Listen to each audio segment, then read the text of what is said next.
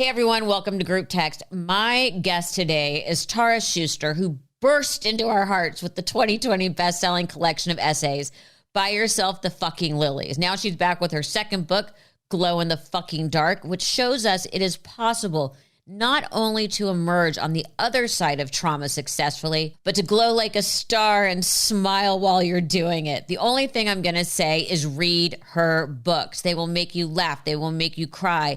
And hopefully they'll make you want to start a journal. So without further ado, Tara Schuster, welcome to Group Text. A long time no see. Yeah, thank you for having me. I'm so excited to be here.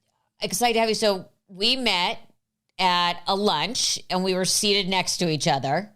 Yes. And we just chit-chatted the whole time because you have had a fascinating life. I mean, first of all, let's just get superficial, okay?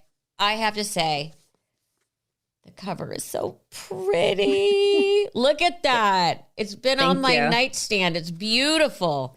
And thank you. But this is not as pretty as the cover is. This is not a book about beauty tips and what's the new thing, glowing up, which is just ridiculous. This is real stuff that is so relatable. It almost makes you, if you're having a tough time, that you found a friend along the way. Okay, give people a quick overview of what it means to glow in the fucking dark. Yeah, well, I guess I'll back up and kind of give context for like what even is any of this, because I was an executive at Comedy Central. I was in TV. That was my whole life plan. You know, I didn't set out to write self-help books. Actually, I set out to save my life. I grew up in a super neglectful, psychologically abusive house where things came to die. It's a nice way to look at it. You know, like not to start with a bummer, but pretty big bummer and unfun.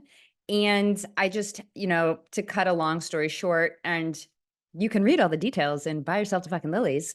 I basically had to escape my house. And the way I did it was through external validation. You know, I'll get all A's, I'll take all the APs, and then I'll get into an Ivy League college, and then it'll save my life. You know, and of course I get to the Ivy League university and I'm like, oh no, all I have is an addiction to weed and I don't know myself. What am I going to do? And so I didn't have any role models. I didn't have any mentors. So I just thought, okay, keep hustling, keep hustling. I really quickly rose the ranks at Comedy Central. My first job was an internship on The Daily Show with Jon Stewart, which was incredible. But I just kept going. And I was really good at work, but bad at life. So when I wasn't at work, I would be the girl sobbing on the subway next to you. You know that girl, and she's got like too many bags. She's like covered in bags and she's crying and her face is red. Like that was me 6 of 7 days a week.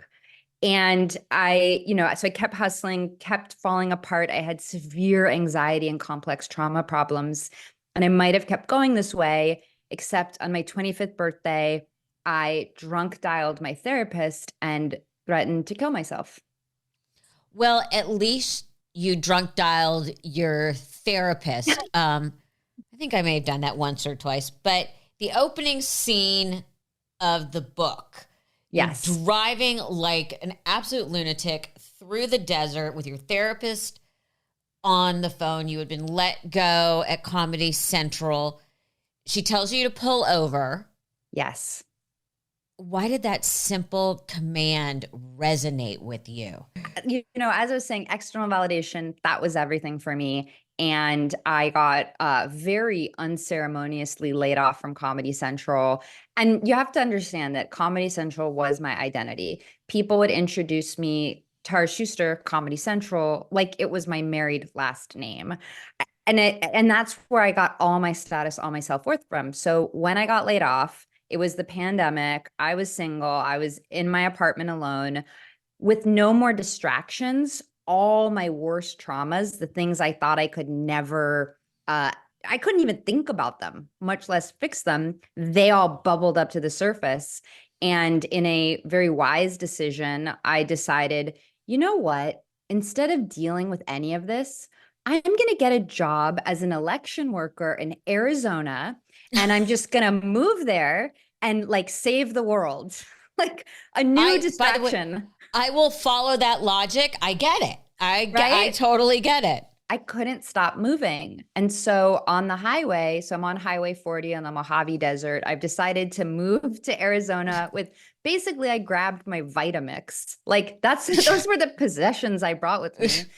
And I had the worst dissociative episode of my entire life. And if you haven't had one, it's basically your brain is trying to protect you from awful things that it doesn't think you can handle. So the experience is like you're out of your body and it makes you feel full body sick. So I'm driving, I'm going 95. And if you know me, I should not be going 95. I should not be speeding at all.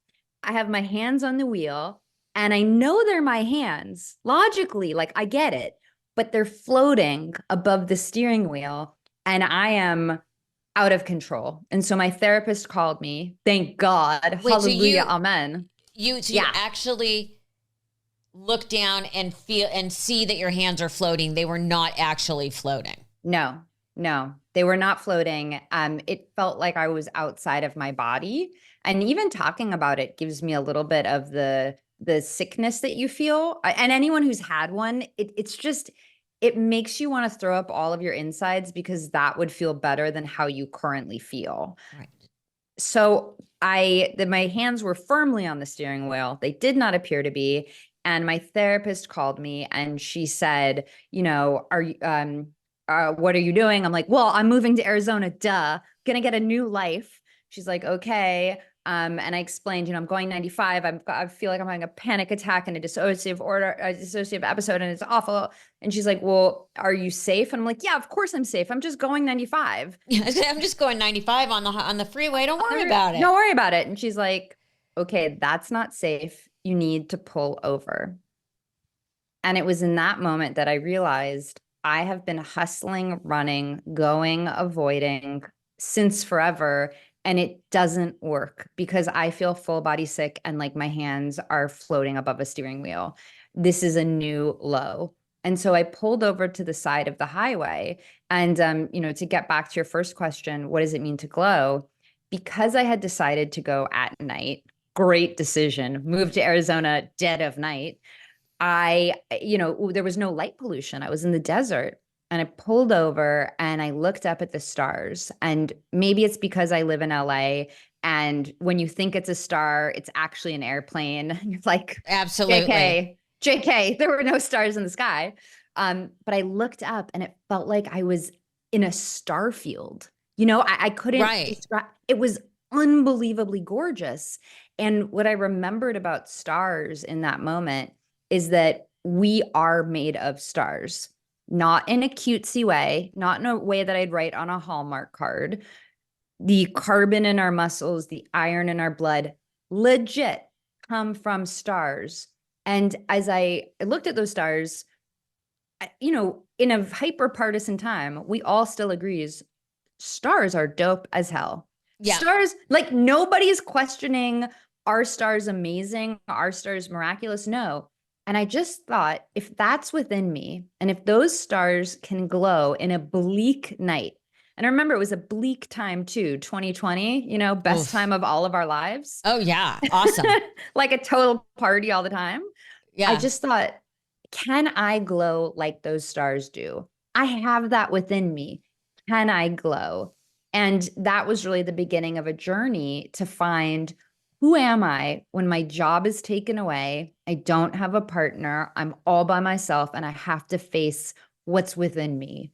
Who am I without that status, without somebody else telling me who I am? I completely relate to that on, you know, in my own life.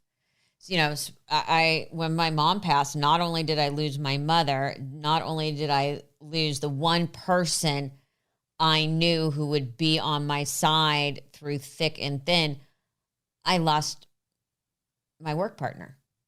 Mm-hmm. I was on the precipice of losing everything that was my identity. Luckily, we brought Fashion Police back for another 2 years. But I remember those moments laying in bed and thinking, who am I? And I think everybody still kind of struggles with that. I know I do.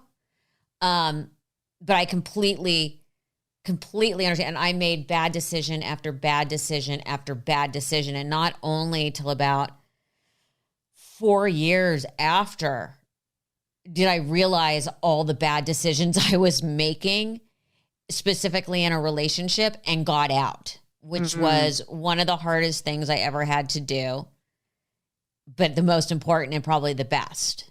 And I'm removing motherhood from all of this because that has always been my greatest priority. But again, I'm in a situation where so much of my identity is wrapped up in being a mom, and now my son's graduating from college and he's never, well, I mean, he'll still come home, but you know, this is going to be the last summer probably that I actually have him in my home before he flies like a little bird.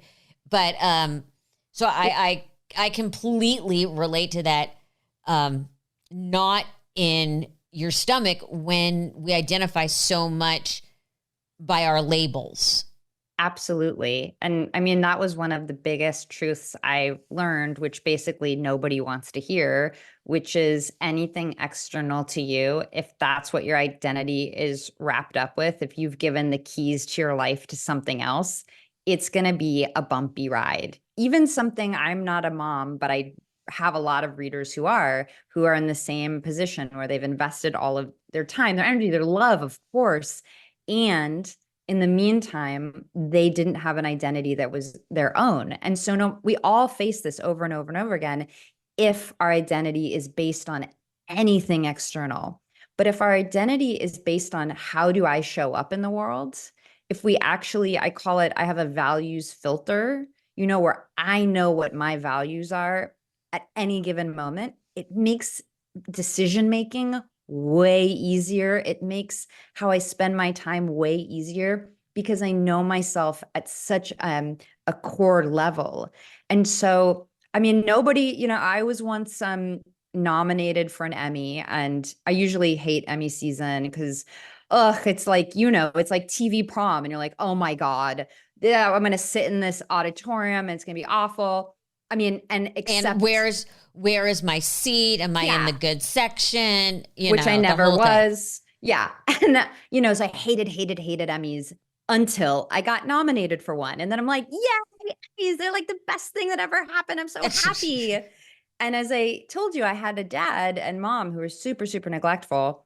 I told my dad, oh my God, I got nominated for an Emmy. And it was the first time he ever said in my 30 plus years on planet Earth, first time he said, I'm really proud of you.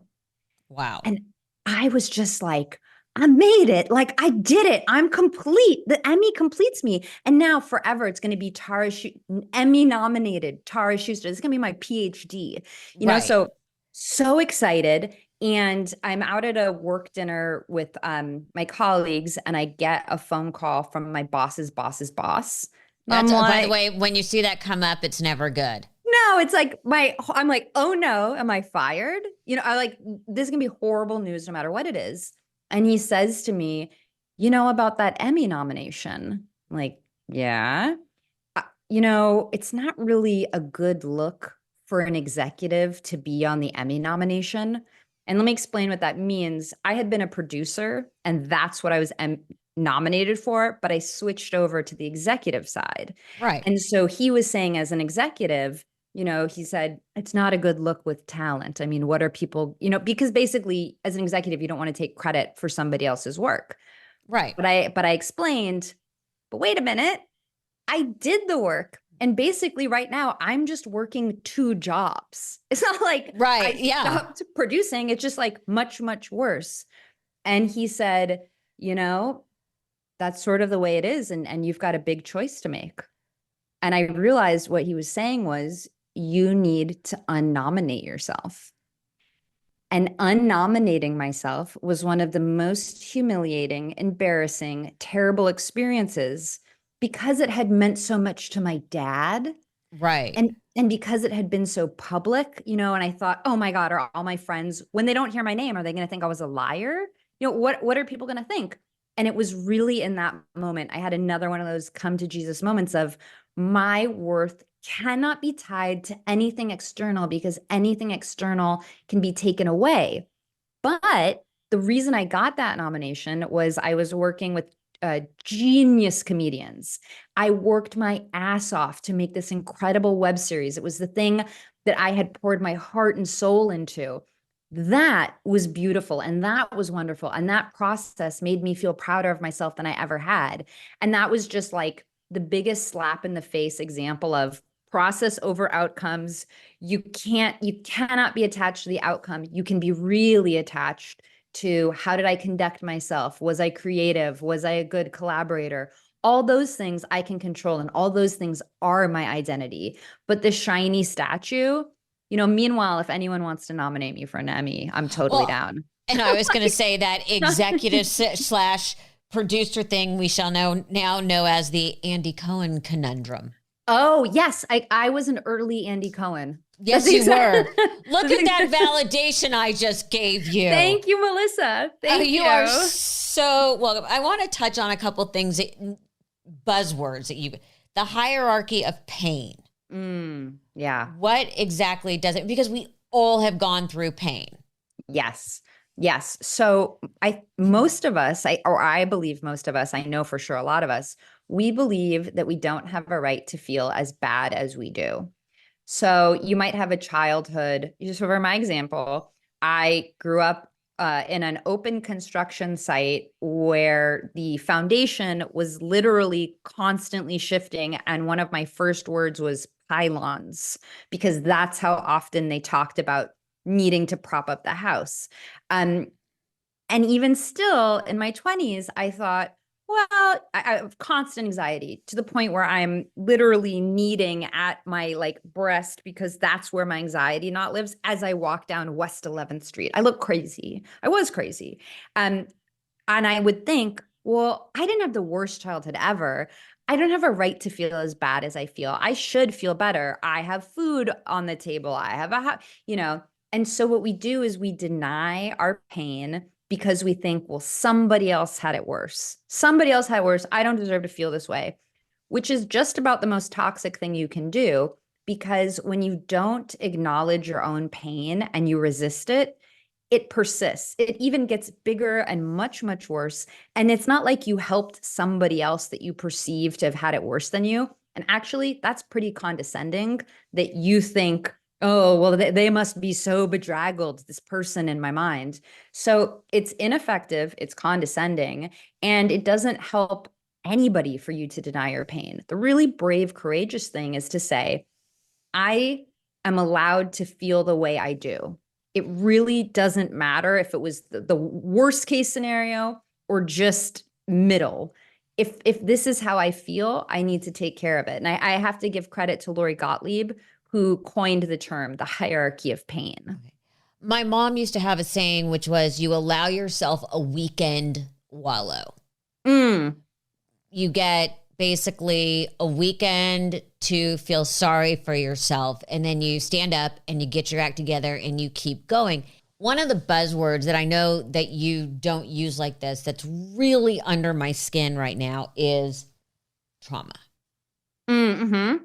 Because I feel like it's become a word to excuse everything at all times. As a matter of fact, I just had a conversation with my son because he's an adult. We have these conversations. And I said to him, we were talking about someone else. And I said to him, I go, you know what? Everybody has childhood trauma. I go, try growing up in my house with my crazy parents. We all have childhood trauma. We all have all this shit that's happened in our lives. But I feel like the word trauma is so used as an excuse nowadays. It's thrown around so liberally. And I said to Cooper, everyone's got it. You talk to someone, you go to therapy, you work it out, you let it go. You don't necessarily forget it, but you realize that you're one of many. And there's almost, comfort in the numbers. And you don't let it own you. You get, I'm like, sure, I had lots of times that I was angry at my parents and I would blow up. And, to the day my mom died, we would fight. because that's what mothers and daughters or mothers and fathers or mothers and sons and father we do. That's what we do. It's part of growing up and breaking away. You fight. And then as an adult, you find other things you don't get along with them. But I said to Cooper, I'm like, yeah, everybody's angry. Everybody's pissed off. Everybody's had trauma. Go to therapy, talk about it, deal with it, let it go. Yeah. Yeah. I mean, the first time, one of the first chapters in my book is basically the first time I heard the word trauma, I just wanted to throw up in my mouth. I was like, ew, no, I didn't have trauma. I just went through some stuff. It's not that big of a deal. And here's sort of how I see it, which is, yes, we all have trauma. It's actually not that special nor unique. Another word to use is suffering. You hear about it in every single religion. We're all suffering. Something bad happens to us, it makes us believe a story about ourselves. So in my case, my parents neglected me. Therefore, I must be unvaluable. I'm not worthwhile. I Right. exited my childhood thinking I'm not worthy, which had all kinds of consequences. When you think you're not worthy, okay, now you're going to make a bunch of decisions. And what I'm advocating is, okay, that's not so special. There are many, many, many people who have been through that, right? But we really do have to own it and heal it. And so it's never an excuse. It's never an excuse to treat people poorly. Really, what it is a flag that says, hey, I need to deal with this. I need to heal it for my benefit so that I'm not living in an anxiety cloud of depression, horror, blame. Like, who wants to live that way? First off. And second off, I don't want to act that way in the world. So another way to think of your trauma is, wow, there's a flag in the ground. I know I have to heal this thing. This is now my responsibility. I have to own it, but it's never an excuse. You can feel compassion for somebody. You can say, Mm-hmm. oh, well, I really feel compassion for what they've been through and I'd like to help them. But it's never and that excuses how they treated me, that, you know what I mean? But don't you find that nowadays, and it's just something that we all notice now with the whole, overly PC. And I find that people, instead of doing what you're doing, which is very practical, and it's the same thing we all do, hopefully, and maybe using different terminology. My mother's generation would say, oh, get over it. Right. That didn't mean, well, for some people, it meant just ignore it. But for people like us, it meant, okay, deal with it, get over it. And I find that we've become a very victim society, and the word trauma has become the descriptor for Right. all behavior. It's like everyone's saying, did you grow up with a safe space? God knows I didn't. Yeah. And I find that all sort of wraps up into it. But what I found so interesting is you don't use the word trauma that way, which I like a lot. One of the things you talk about is journaling. Okay, but before we go into journaling, I have failed journaling, I have failed meditation, and I have failed sleep. And this is how I know these things. And I'm trying to still make peace with some of it. I found that when I tried to journal, it felt like a chore. And then if I missed it, and oh my God, and then I would go into I'm not worthwhile, I'm not this, I'm not that, I'm so bad, I can't do this. And I did that when I would sit trying to learn how to meditate and think about that I wasn't meditating correctly or questioning how it was about to feel. And then I had one of those aura rings. Oh, uh-huh. And oh, no. it became so overwhelming. I would be scared to look at the results in the morning because it was like, wow, you're bad at this. And like, I can't fail sleep. But why does journaling work for you? And are there alternate things you can do? Yeah. So I've been a journaler, consistent journaling for 12 years. And the only reason I started journaling was because I was threatening to kill myself. And I was the girl on the subway crying and my life sucked. And a friend said to me, have you ever thought about journaling, about writing about your experience? There's science behind it. It's supposed to be really helpful. And she was like way more privileged than me, like family has a last name that's known throughout the world. And she's just got this townhouse in the West Village and all these things. And I'm like, okay, maybe journaling works for you. Somebody who had this like white picket fence life, but it's certainly not going to work for me. So to spite her and to prove what an awful, awful idea this was, journaling, who cares? It's for 15-year-old girls, not for me, not with my real problems. I decided, okay, I'm going to journal just to prove her wrong. And as I started journaling, which was basically just a brain dump, like I was just without a censor. If anyone has read The Artist's Way by Julia Cameron, she has a practice called the morning pages. So I was doing the morning pages, and you just word vomit everything that's on your mind, 3 pages every morning. And it really felt like all this chaos I had in my head was now distanced from me on the page. And I find that that's one of the most effective things about journaling is it just gives you some breathing room, some perspective. And once it's on paper, it's way easier to deal with your issues, with what's going on in your life. And so for people who, the habit doesn't come naturally, first off, of course, journaling sucks. Who wants to spend, for me, it's 20 minutes every morning. Who wants to do that, right? Until it becomes a ritual, a habit. So what I always say to people is make it beautiful for yourself. Like I light a diptyque candle. I've got my coffee. Sometimes I'm spraying witchy stuff into the air. I make it like this whole beautiful, pleasurable experience instead of, oh my God, I have to journal today. I had another chore. And if I skip a day, it's just journaling. Who cares? It's like not a big deal. And that's the big thing with self-care tools that I advocate over and over again. They're not there to make you feel bad about yourself. They're there to help you and give you some structure. So if you, quote unquote, can't meditate, which I don't even know what that means because the whole practice of meditating is getting lost and then coming back to yourself. We don't need to punish ourselves for trying to take care of ourselves. And so, journaling, one tip I talk about in Glow in the Fucking Dark is I give you an emotion wheel. And that's because so many of us have completely lost touch with our emotions. For me, the emotions I thought I had were bad, good, sad, busy, tired. And like that was how I would describe my miracle of human existence stardust self. That was it. And I realized there got to be other ways that I feel. And so in the book, I give you an emotion wheel where you can really see, oh, I'm not anxious. I'm actually furious at my boyfriend. Oh, I'm not just depressed. I have a real reason to be grieving something. And there's a lot of science. The fancy science term behind this is called affect labeling.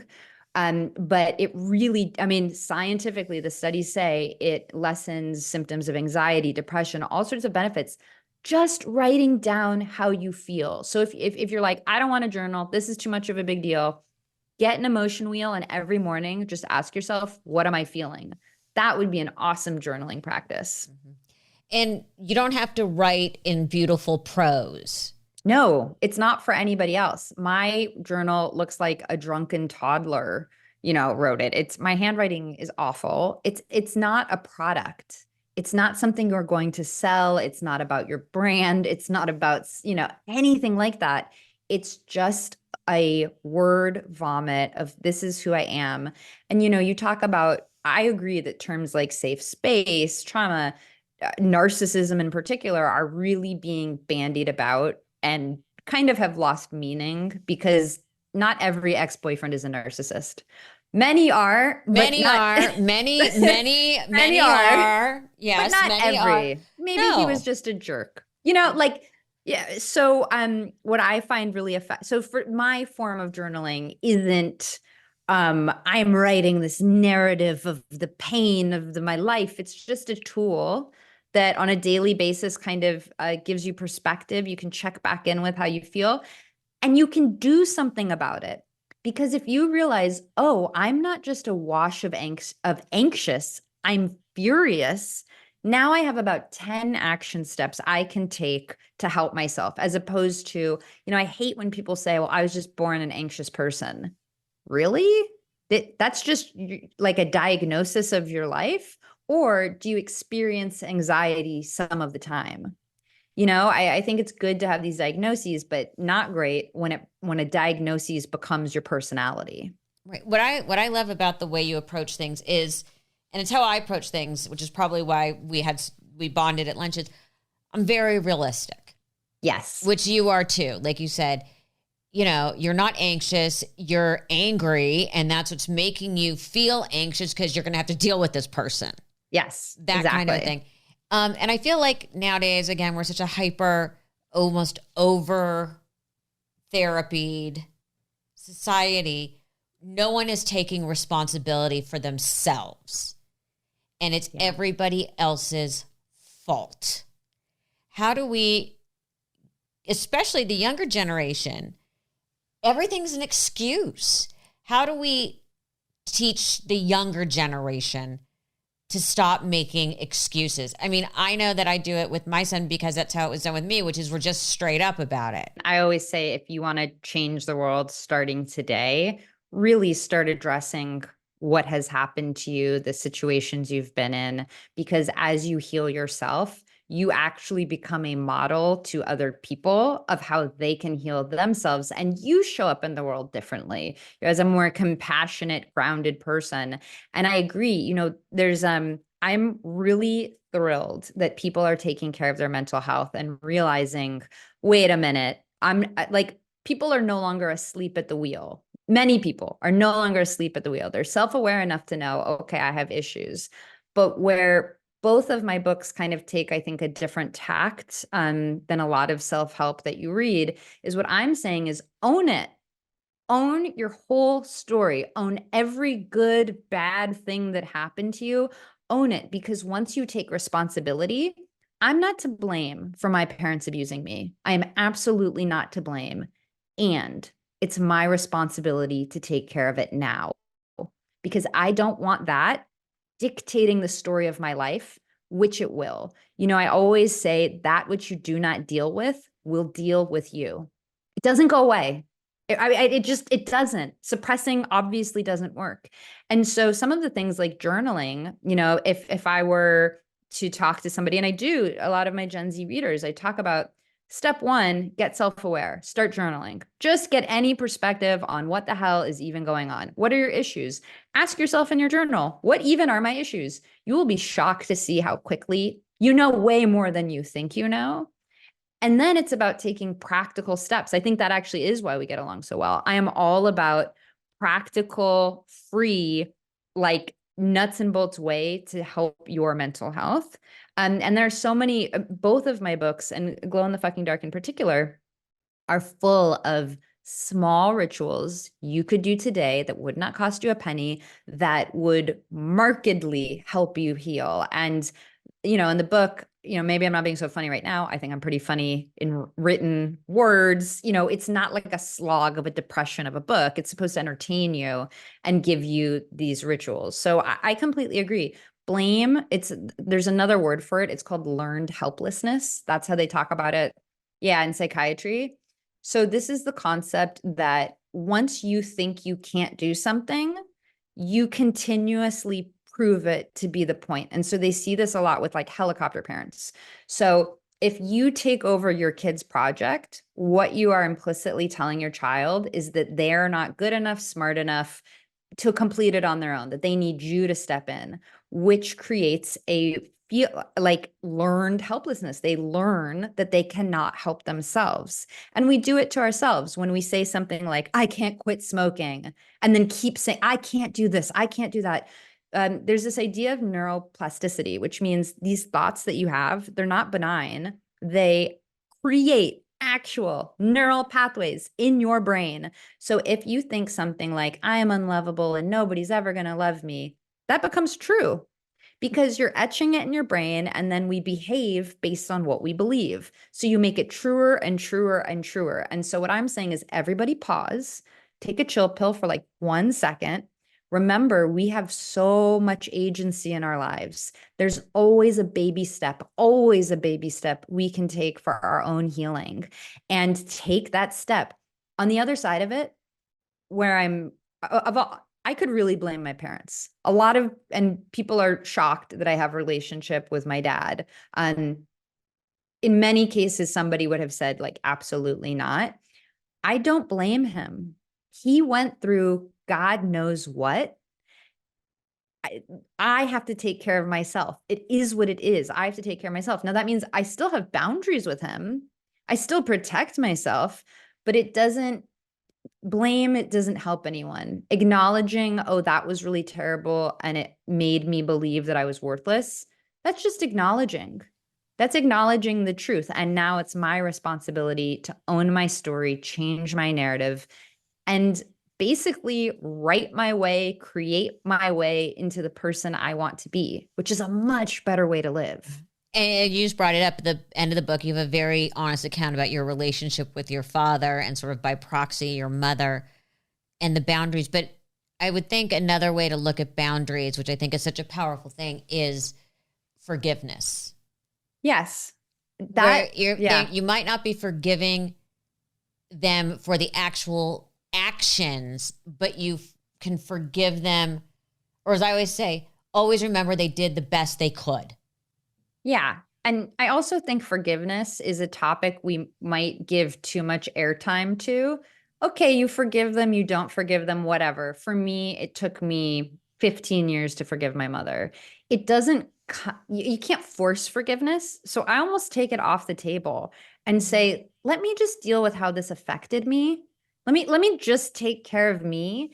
And in the process, as you heal yourself, you let go, you let go, you let go until one day you find, wow, so my mom, horrible physical investigations of my body. We basically never had a conversation. She just would tell me, like, you're going to be a Nobel Prize winning scientist. Like, I'm pretty sure I'm in a ballet recital with a feather boa. She like trying to like from the beginning, trying to change me. And much worse things, awful. And as I healed myself and realized how painful, how much I had suffered, I realized, oh my God, what kind of suffering must my mom be in if this is how she treats people? If she's in the position where she's abusing her own daughter, what did she go through? And what hell does she live with in her mind?